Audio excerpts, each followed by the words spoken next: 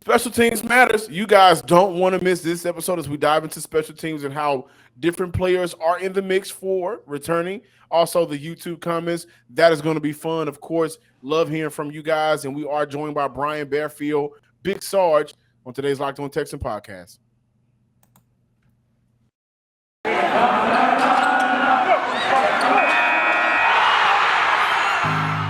You are Locked On Texans, your daily Houston Texans podcast, part of the Locked On Podcast Network, your team every day.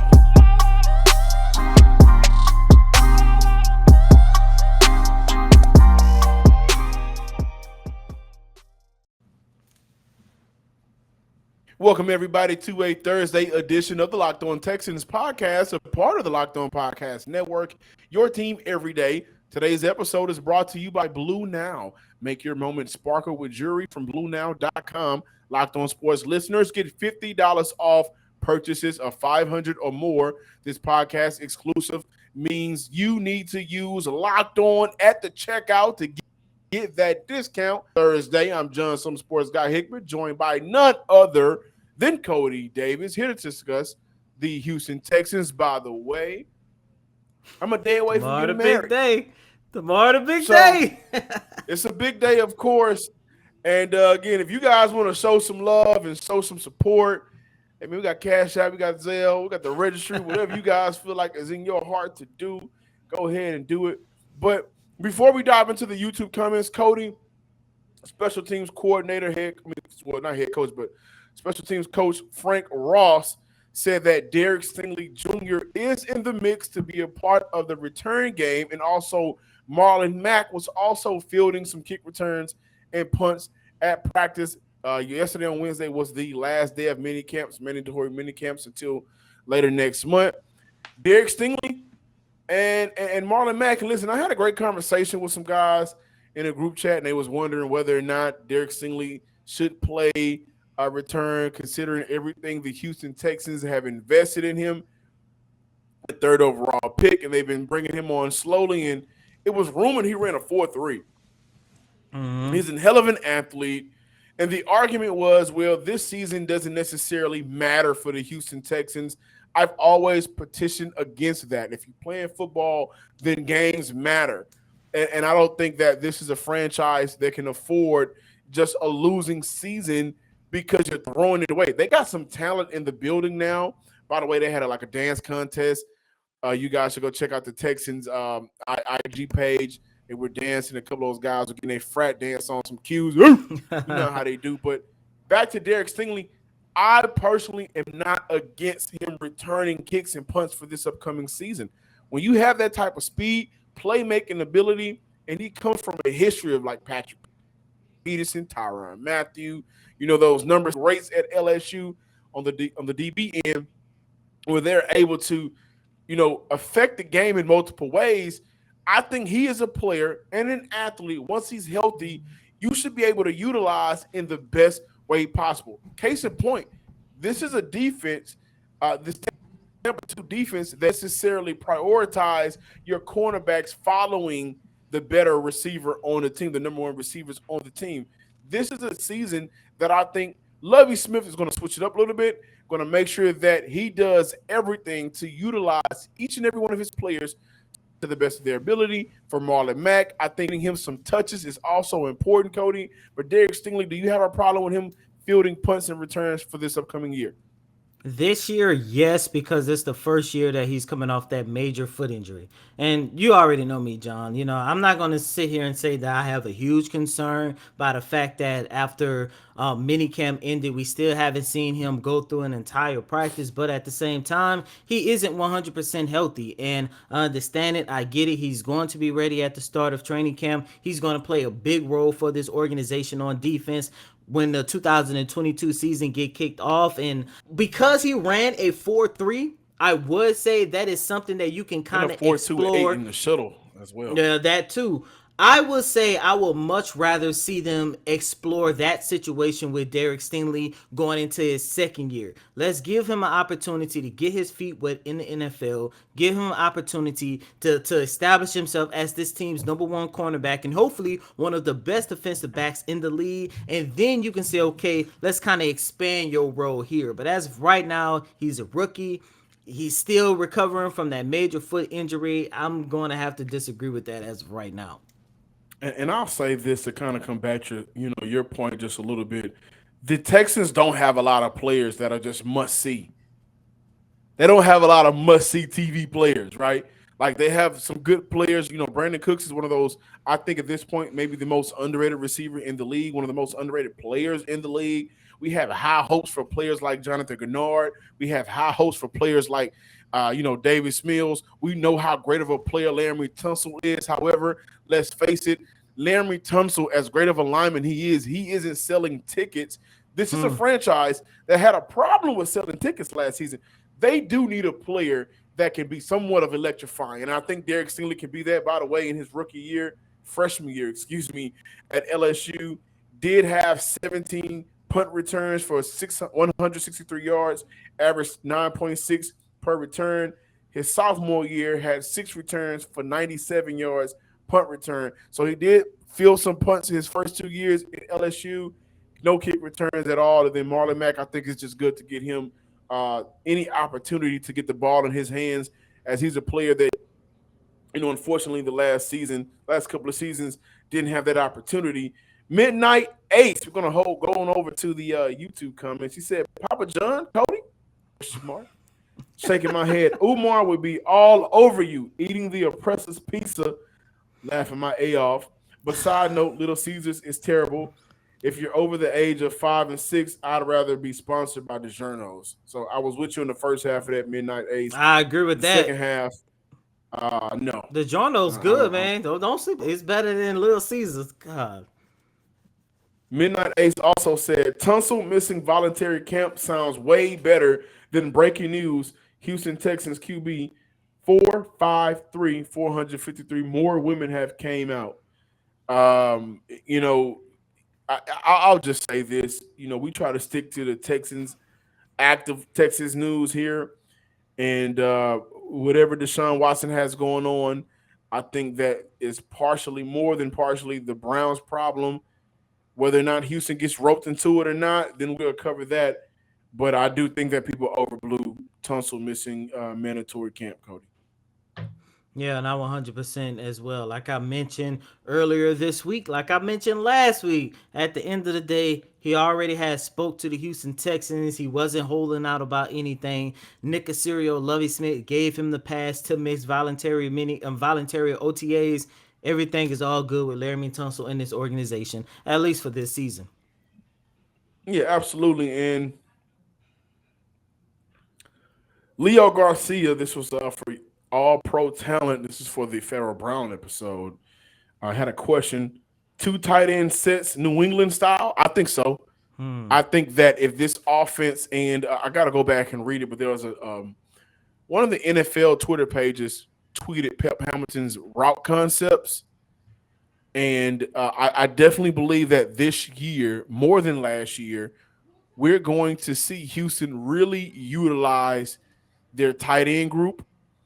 They drafted Tiki Quintoriano. I'm really interested to see how high of a prospect or how high on him as a prospect they are.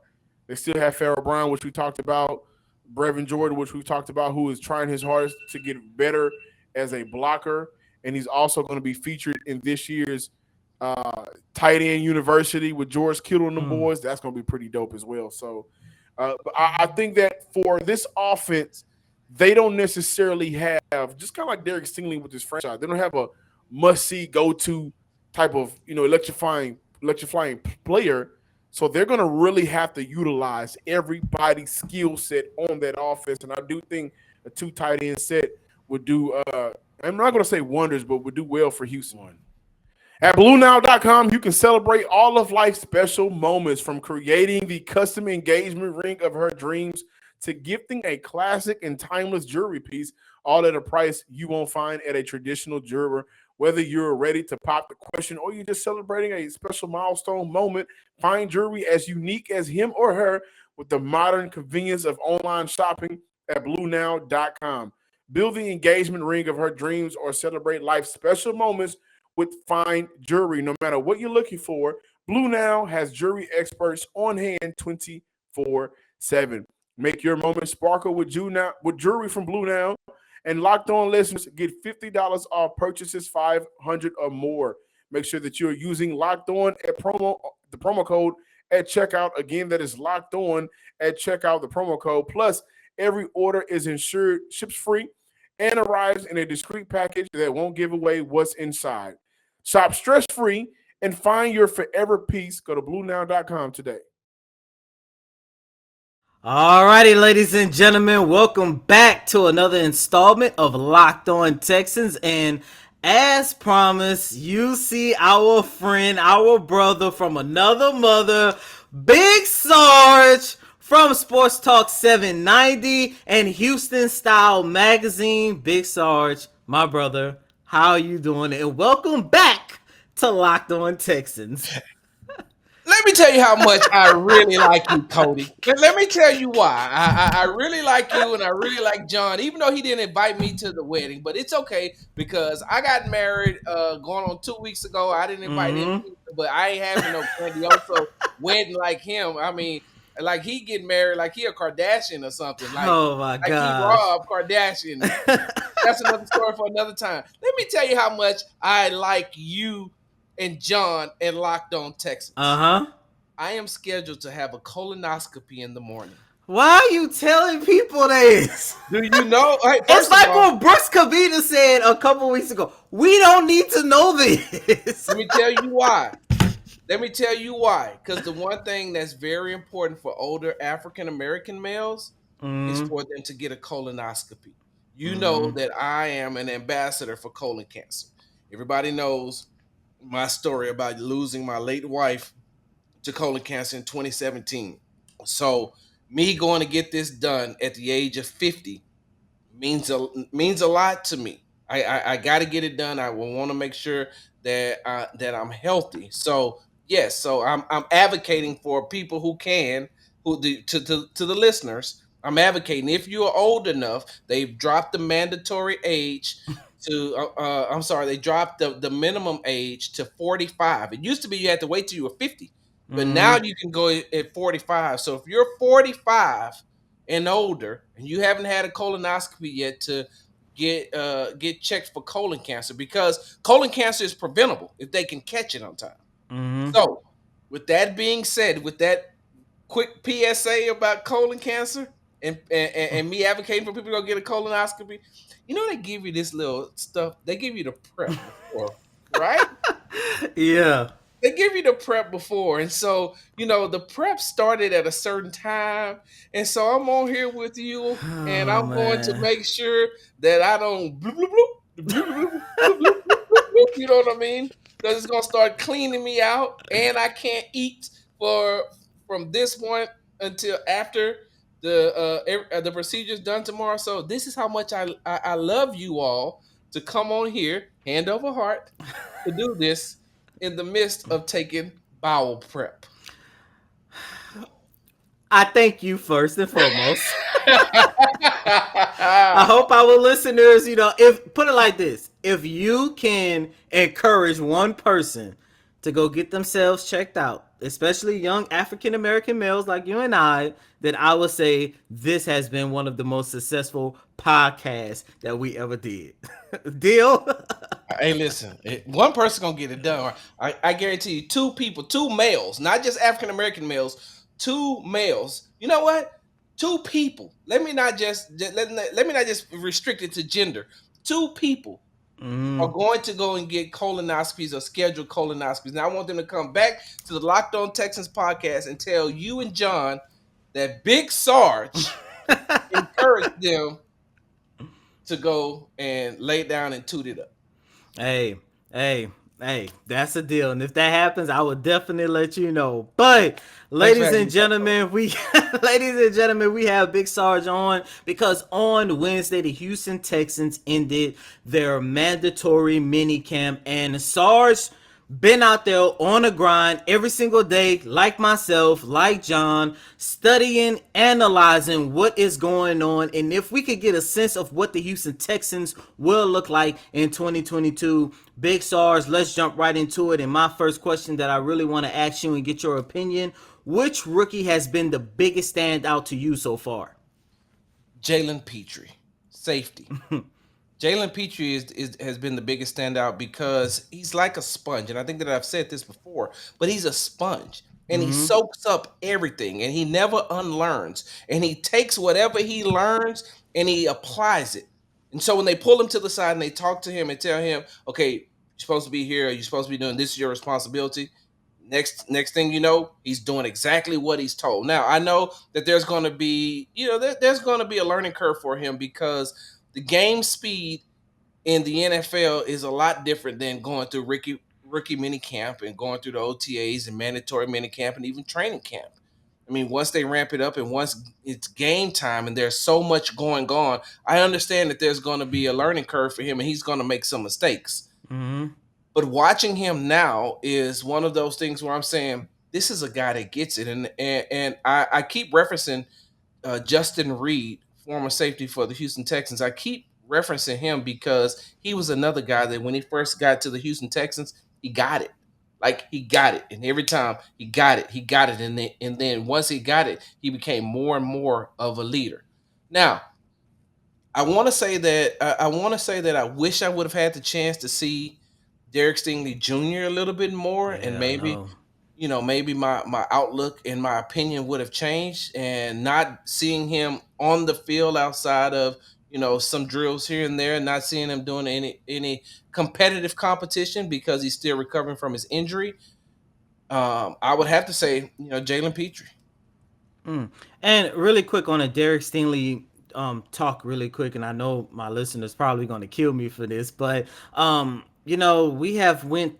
we have seen the Houston Texans go through three different workouts so far: rookie minicamp, voluntary OTAs, and mandatory minicamp. We still haven't seen Derek Stingley, go through any kind of like ramp up activities or anything like that. And as a matter of fact, on Wednesday, I didn't even see him at mini camp. So Sarge, with all that being said, and yes, I understand we are what, a month and a half away from the start of training camp. Are you starting to get a little bit concerned about whether or not Stingley is going to be ready by the time the season starts? And by ready, I mean that in the sense of him not missing games, but him taking the mantle as this team's number one cornerback. I'm not worried, and the reason why I'm not worried is because with Ricky Minicamp, you're really just trying to get them to learn the ins and outs, the protocol of being in the NFL. You're Mm-hmm. getting them to learn, what time you need to be at the facility, what time you need to be at this meeting, what time you need to be at that meeting, what time we have to work out, what time we have to eat. They're just learning the protocol as if they're going through their freshman year of college again. Mm-hmm. And so that was really I pushed that to the side. OTAs was more of okay. Now we have the rest of the guys here for the most part. We have the rest of the guys here. Now you're learning. You take what you've learned in rookie minicamp as far as protocol is concerned. You apply that to here, and then you move forward. Now we have the Mm-hmm. mandatory mini camp. Now you ramp it up just a little bit more, but you don't want to go too hard. You don't want to do too much because you know that these guys have to be ready for training camp. So with this gap that he has, like those three phases that they went through, I just felt like it was a process for him to say, okay, we're still going to give you more time. We don't need to. We know who you are. We took you with Mm-hmm. the number 3 overall pick, correct? Yes, We took sir. you. We took you with the number 3 overall pick. We know what we have. We know what we have. We know what you can do. Take this time to make sure that once training camp starts, because once training camp starts, there's no turning back then because it's Mm. training camp, preseason, and regular season. So I think that once training camp starts, we'll start to see him ramp it up a little bit more. We'll start to see him involved in different drills. They're going to test him to see just exactly how healthy He really is. That way they can make the necessary adjustments if he's not ready. So I'm not really concerned just yet. Now, if we don't see him during training camp, we don't see him participating a lot during training camp, then I'm going to worry because he's not a veteran to be able to come in and miss training camp and then just jump right into the season and keep going. So I would only get worried if I didn't see him in training camp. I also want to say this real quick is, like I said, I picked Jalen Petrie because he's who I saw the most. And I seen Kenyon Green, he has a learning curve, but I wish I would have gotten a chance to see Mechie just a little bit more. Yeah, Like, and man. what I mean by just a little bit more, like I seen him on the sidelines. We seen him on the sidelines, catching and doing some sprints and things like that. I want to see if he is going to be ready. Remember, he told us on draft night, "I'm ready. Yeah. I'm ready right now." And the Texans organization was like, "You may be in your mind, but we don't think you are just yet." So between Derek Stingley Jr. and John Mechie III, I want to see those two in training camp. That's when I'll start doing a little bit more evaluating.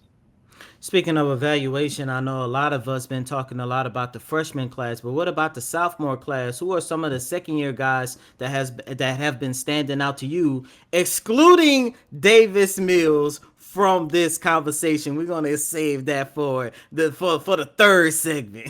Hey, I have a question for you, Cody. Why do you always smile when you say Davis Mills' name? Because there's a lot of promise. There's a lot of promise. Promise to do what? Promise to be great. Promise to be great here in the city of Houston. Great at what? Golf?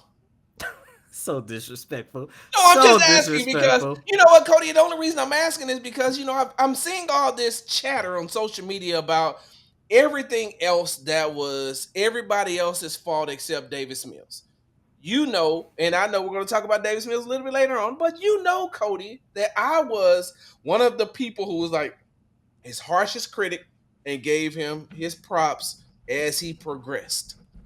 But I never blamed everybody else for his transgressions. There are some things that happened with Davis Mills that was Davis Mills' fault. And I can't say that had anything to do with Coach Cully, with Tim Kelly, with the offensive line, with the running back situation. None of that. I digress. Let me give you 3 second-year players that I have been watching during OTAs and minicamp. Roy Lopez, defensive lineman. I was curious to see what type of shape Roy Lopez was going to come back in this season. Last year, he came into the season and he still had some of that college weight on him. And although he could use it to his advantage, sometimes it was causing him not to be able to get off the ball quick enough. He was using raw strength instead of being able to use skill, speed, agility and things like that. Well, Roy Lopez looks great. And I mean, you've seen him out there. He lost a lot of weight. He got in shape. I talked with him at one of the community events that the Texans had, and he said that was my mindset. He said, I've always been a strong guy, but I've never been a guy that has been just really cat-like quick. So I wanted to make sure that I got in shape so that I could use quickness and strength to be able to beat some of these offensive linemen. So I'm looking for Roy Lopez to have a really, really good year. Second player I have is Brevin Jordan, tight end. And he looked like he's picked up on running routes better, but he also looks like he's dedicated to blocking. I think that he had to get into his mind that I'm not going to be running routes every play. I'm not a wide receiver. So sometimes I'm going to have to stay in and I'm going to have to block. Sometimes I'm going to stay in and help the offensive lineman. And it looks like he's dedicated himself more to blocking now than he did from what I seen last season. And he's running better routes. And the third guy I got, you and John about him, man. Man, listen, let me tell you something. I don't know if I think we were standing next to each other when the Texans went into this certain package. And I looked and I seen Brevin Jordan on one side. Then I seen Pharaoh Brown on another side. And then I seen this big number 12 on the same side as Pharaoh Brown. And I said to myself, oh God, that Like that's a big package. Not only is that a big package, with Brevin Knight on one side, Pharaoh Brown on the other side, and you got a wide receiver as big as Nico Collins, who, by the way, starting to seem like he gets it, Cody. He's starting to get it, meaning that he knows that I can't use just my raw ability and talent to win matchups and battles in the NFL. I'm going to have to learn how to run better routes. I'm going to have to learn how to come off the line a little bit better. I'm going to have to learn how to beat defenders and get their hands off of me because I am a bigger receiver. So they're going to want to jam me a lot or try to hold me up just long enough so they could the back end of the defense can do what they need to do. Cody, he's running better routes, and I get it. People gonna say, "Well, it's just against the air." I got that, but watching him in drills and watching him, in the mini camp, he's running better routes. He's getting off the ball faster. He looks like he's actually catching a lot of balls with his hands. A lot of a lot of common fans don't realize how important it is for a wide receiver to catch the ball with their hands and not let the ball get into their body. He's catching it right here. And when you catch it at a certain spot to whereas you can catch it, tuck it, and run, that's what it looks like he worked with. And his timing is better. Working with Davis Mills in the offseason got a little bit better. Our friends at Built Bar are always coming out with amazing new flavors. Well, this time Built Bar has truly outdone themselves with the new mud pie flavor, which is kind of running through the Locked On Text on Locked On Podcast Network. Everybody is loving them. Can't wait for my package to drop because every flavor Built Bar has dropped so far, I've been in love with. And for the first time ever, Built Bar is introducing the new mud pie flavor in both mud pie bar and mud pie puff. Come on now, you can't beat that. You also can't beat 150 calories, 8 grams of sugar, only 16 grams of protein. It's great. And it's just like your mama made that baked pie back in the day. And it's creamy chocolate mud pie wrapped up just for you, topped with 100% real chocolate. Go to build.com, use promo code LOCK15 and get 15% off your order. Use promo code LOCK15 for 15% off at build.com. First picks of the Ultimate NBA Mock Draft have been made. Search now for Ultimate NBA Mock Draft and get over 50 insiders, the Odyssey Sports experts, the draft experts of the Locked On NBA Big Board. The 5-episode Ultimate NBA Mock Draft is underway. Make Ultimate NBA Mock Draft your second listen today. Welcome back in, ladies and gentlemen, to this latest installment of Locked On Texans. And in the first segment, we talked about the improvements of second-year players, but we excluded my boy Davis Mills from the list. But Sarge, real talk, from what you was able to see out of mandatory minicamp, voluntary OTAs, what are some of the improvements that you are seeing from Davis Mills? So, some of the improvements that I'm seeing is that, well, for me, I've said that, in seeing him in 4 weeks, and this is with the mandatory minicamp and the OTAs, it looks like he's on a roller coaster. But then as I take a step back, I say, here's a young man who's in his second offensive system, who's under his second, in his second year in the league, he's under his second offensive coordinator, even though Pep Hamilton was his quarterback's coach and he has a familiarity with him. Now Pep is calling the plays, and he's learning a whole different system. He has some new players that he has to work with. So, I had to take a step back because at one, I seen him inconsistent like he started out last season, but I seen the confidence in him. And so I had to make sure that my criticism or my praise of him was done from a place of removing all of those factors. And when I remove all of those factors, I will say this.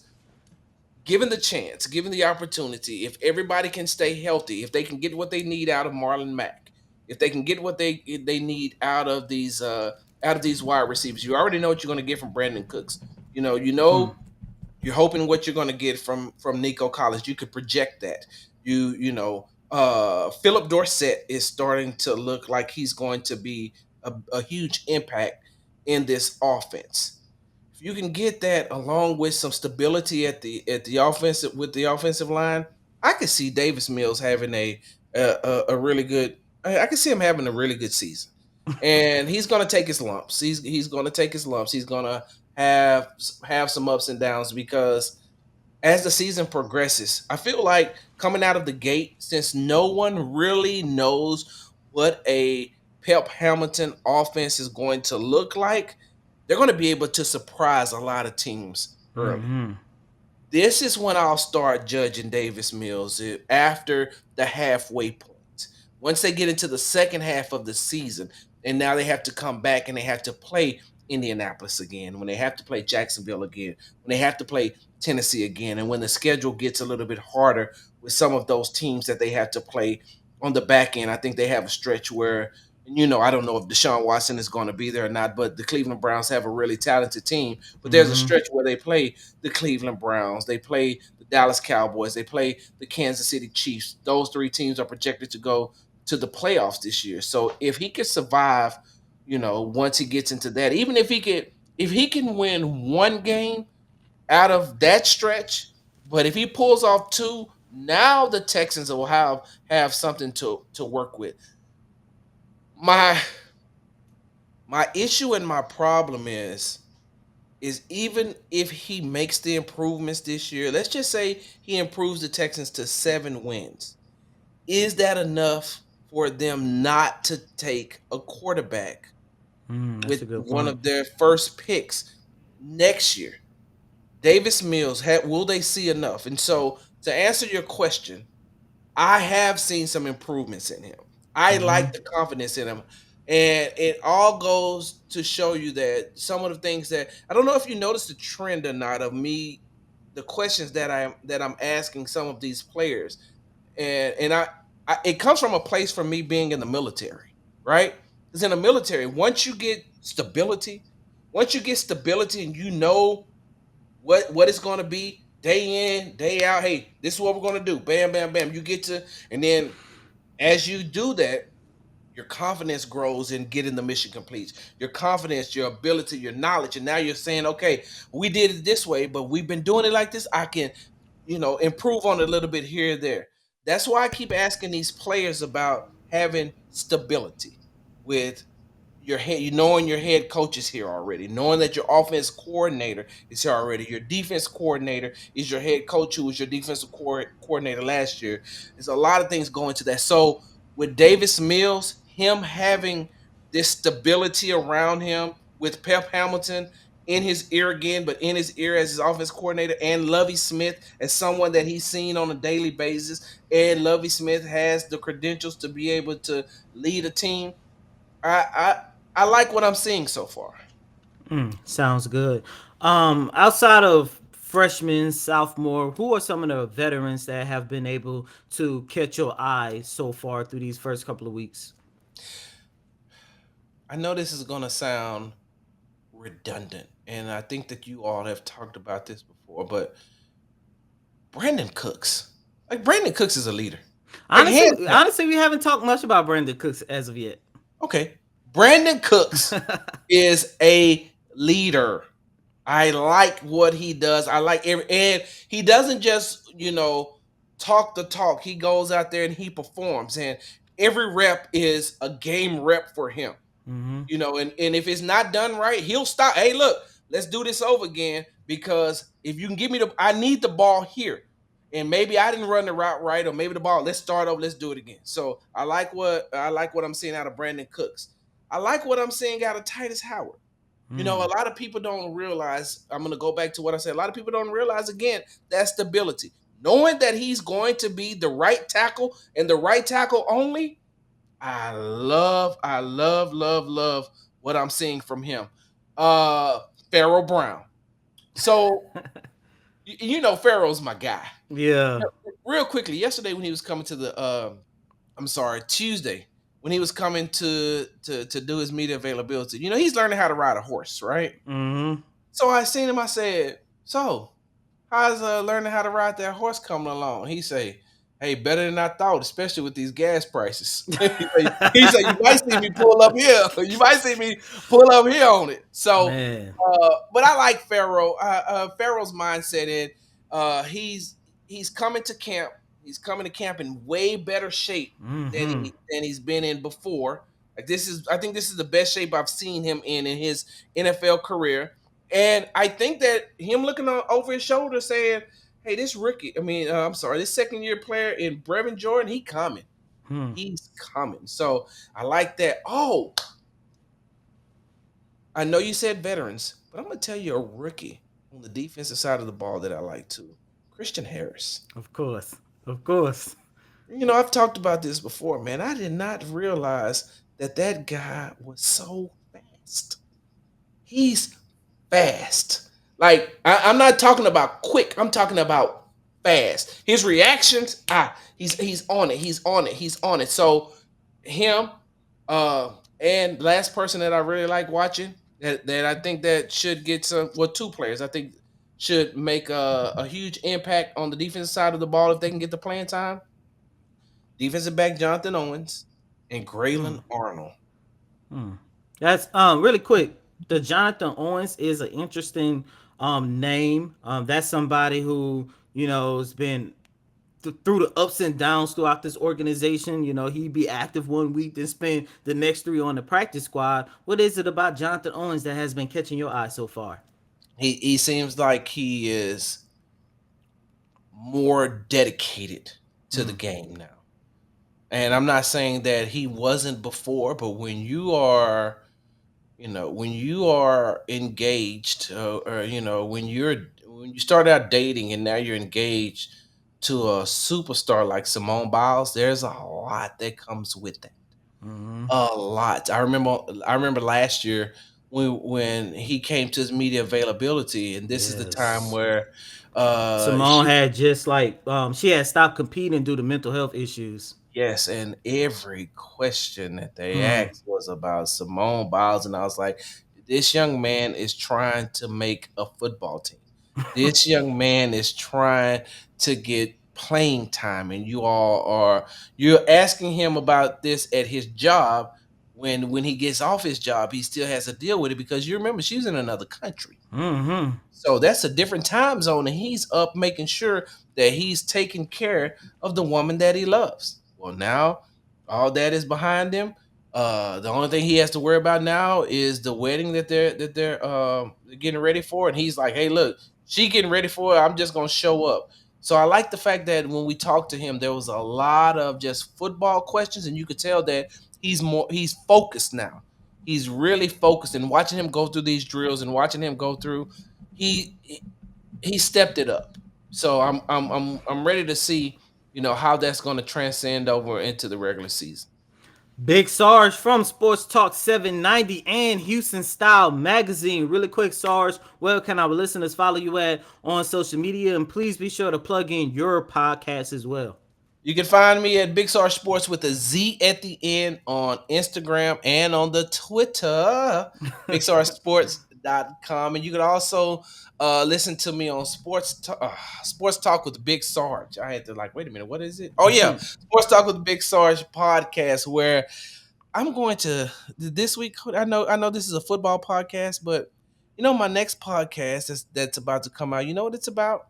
Basketball?